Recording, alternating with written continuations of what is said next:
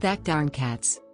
That Darn Cats is the 8th episode of the 6th season of the animated comedy show, Futurama.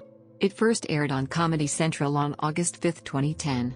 In the episode, Amy's rejected doctoral dissertation, a device to harness the Earth's rotational energy, is used by evil invading space cats to fix their own slowing planet. Since the invention will cause the Earth to stop turning, Amy and Nibbler must team up to stop them while their co-workers have fallen under the thrall of the cat's cuteness. The episode was written by Josh Weinstein and directed by Frank Marino. This was the first episode since Rebirth to use the full intro sequence, and as a result, includes a classic cartoon before the opening credits. That Darn Cats was generally well received by critics, who enjoyed another unexpected pairing, this time between Amy and Nibbler, and the character development for both that arose from it. Plot: Amy is ready to defend her doctoral dissertation in applied physics, a machine capable of harnessing the Earth's rotation and natural magnetic field to produce energy. Meanwhile, Nibbler confronts Leela, displeased with her treatment of him as a pet and desiring to be treated as a full-fledged member of the crew.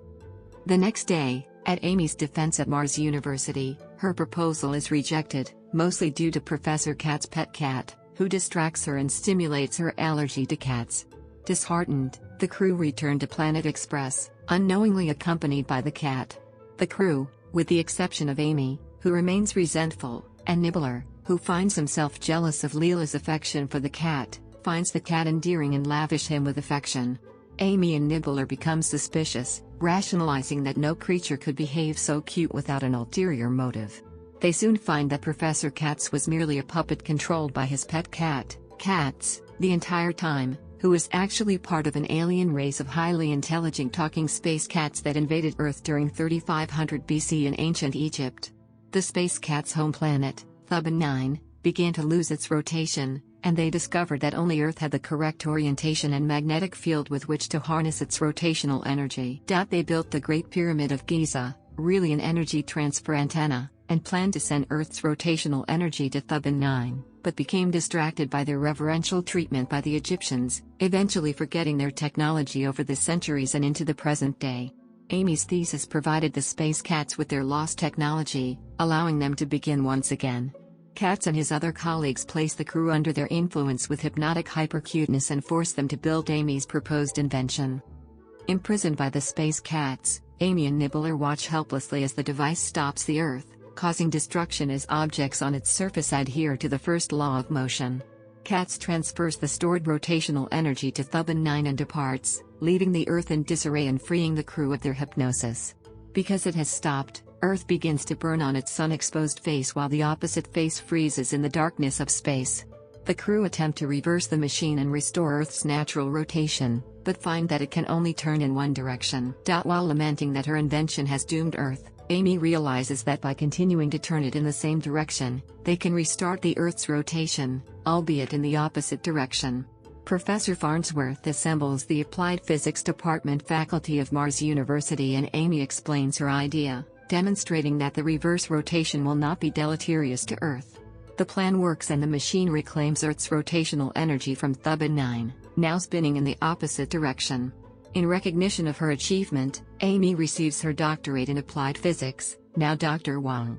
However, she remains with Planet Express because the job market is poor while Nibbler reconciles with Leela, appreciating that she cares for him. Production: the episode was written by The Simpsons veteran Josh Weinstein and directed by Frank Marino.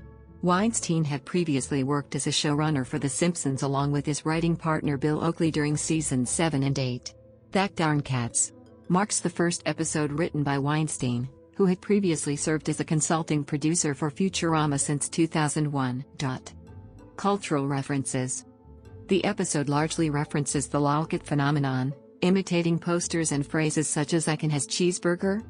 Broadcast and reception: That Darn Cats originally aired on August 5, 2010 on Comedy Central and was viewed by an estimated 1.950 million viewers, receiving a 1.3 rating/2% share in the Nielsen ratings and 1.0 rating/3% share in the 18 to 49 demographic, going down slightly from the previous week's episode.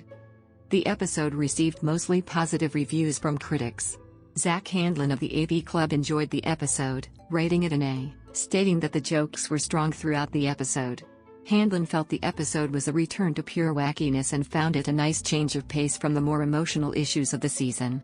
He particularly praised the season's continuation of unlikely pair-ups in Nibbler and Amy, feeling that both received good character development from the episode. Danny Gallagher of TV Squad gave the episode a positive review, also praising the focus on Amy away from her relationship with Kif and the exploration of Nibbler's relationship with Leela. Alex Salvin of Ugo.com likewise enjoyed the use of both characters, feeling that it paid in such great character dividends. Amy manages to prove she's not just a bunch of eye candy, and Nibbler finds out it's not so bad to be cared for by Leela after all. He concluded that may not have pulled on the heartstrings like the last 2 episodes, but this one was firing on all cylinders, and we need episodes like this, just silly larks about cats taking over the world, to give us breathing time between the crying jags. Though he was disappointed with the episode's plot similarities to Season 3's The Day the Earth Stood Stupid, IGN critic Robert Canning rated the episode 8/10. He felt that the episode's cuteness and funny moments allowed him to forgive this small weakness. Sean Gandert of Paste rated the episode 9/3 and called it an instant classic, particularly praising the character development for Amy and Nibbler. Meryl Barr of Film School Rejects gave the episode a more mixed review, calling it very well-structured episode of Futurama despite it not being that funny. He stated that the episode lacked the laughs of previous episodes, but felt that overall it was better than the first 5 episodes of the season. Overall it was